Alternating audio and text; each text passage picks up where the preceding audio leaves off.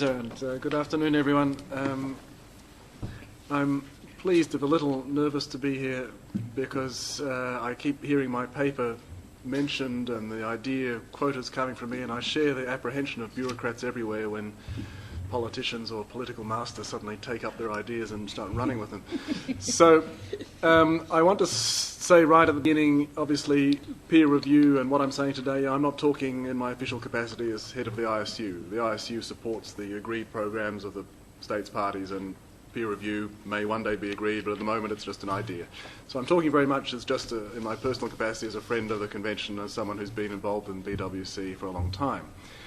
And some of you may know that before I came into the Secretariat side of this, I was actually a national delegate to the BWC for Australia, my country, during the verification protocol negotiations. So I shared that tragedy, and I saw all our very patient efforts come to nothing. So I really do feel a lot of sympathy for those states parties who want to do more on compliance and want to see some kind of verification for the BWC, because personally, that was very much my outlook too, and I invested a lot of my personal and professional time and energy in that project. So where did this idea come from? Why are we talking about peer review? And the title of my little talk is Approaching Compliance, New Paths, because this is what interests me. We failed to get a verification protocol. There's no point sort of trawling through the wheres and whys and wherefores of that now, but we didn't get it.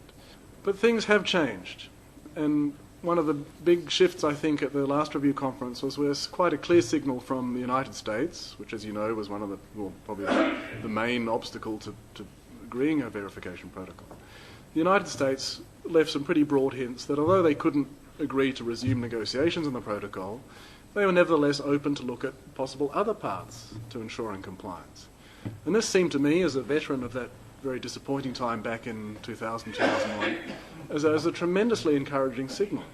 And I was rather surprised that at the review conference, people didn't leap to take advantage of this and to start exploring new ways of assuring compliance with the convention. Even actual verification, it's a very sensitive word, but isn't it time to start talking about it again?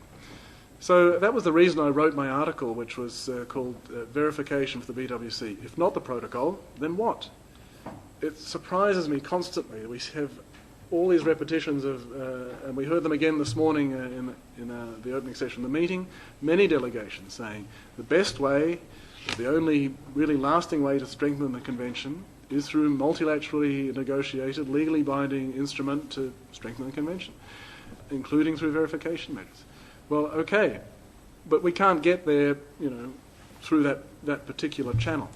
So could we perhaps, if it is such an important goal for so many delegations, can we not look at some other channels, other ways of getting there, or to getting to goals that are similar or nearly the same? And if I can, with Amandeep's permission, just quote as an example something from India's statement this morning, which was, CBMs are not a substitute for compliance. I forget the exact words, but something like that, I believe, Amandeep. And I'd agree, CBMs are not a substitution for compliance. They're not a substitute for verification. But my question is, and this is what drove my article and this whole idea of peer reviews, can things like that, the CBMs, other things we do, can they be a step towards something that would assure compliance? The other kind of seed that started this way of thinking is I was at a 1540, Security Council Resolution 1540 implementation meeting in Vienna a couple of years ago. And this was a meeting convened by the Austrian government to get many of the international organisations involved in implementing 1540 together to sort of exchange ideas and experience and talk about things they could do to better implement 1540. And one of the guests at that meeting was a representative from the Financial Action Task Force, which you'll hear from Jamie Revel is one of the models that he's included in his paper. And this lady spoke to us about the Financial Action Task Force and how it works and what it does. And I was sitting next to a colleague from the OPCW, some of you may know Malik Elahi, who was also a BWC veteran, former representative of Pakistan, and a disarmament diplomat through and through. And we both sat and listened to this presentation of what you could call a kind of verification mechanism, or at least that means a compliance a path to ensuring compliance through peer review that was not legally binding. It had no legal basis whatsoever. There was no treaty. There wasn't really a proper organisation behind it. And yet this mechanism reaches something like 180 countries. And they perform peer reviews that are very sharp, and if you've read my article, you see I put an example of one of the conclusions. To disarmament diplomats, this was extraordinary. And Malik in particular just couldn't get his head around it. I mean, you what? You go and tell the government they're not complying with the treaty. What? I mean, how could you do that? How could you? But it's true. I mean, we're not used to that way of working. Nevertheless, in the area of money laundering and terrorist financing, the Financial Action Task Force does operate in this way. 180 governments cooperate without it being legally binding, without it even being, I don't even know you say it's multilaterally negotiated in the sense that's used in this context. So it's really worth, I think, looking at some of these other models that are well outside the arms control and disarmament field to see if there's something we could draw from that to get back on this path towards verification or assuring compliance with the BWC, some structured, systematic way. I hesitate to use words like multilaterally negotiated or legally binding because I'm not convinced that it has to be done like that. The goal can be the same, but there are multiple paths of getting towards that goal. And going along those paths may be worth doing just for its own sake. You may find that pursuing or exploring some of these measures provides benefits to implementing the treaty, even if you never quite get to the stage of real sort of verification of compliance. There may be very valuable steps that are worth doing just for their own sake.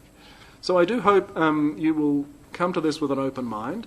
It's not something we're used to talking about in the BWC, or indeed in arms control and disarmament generally.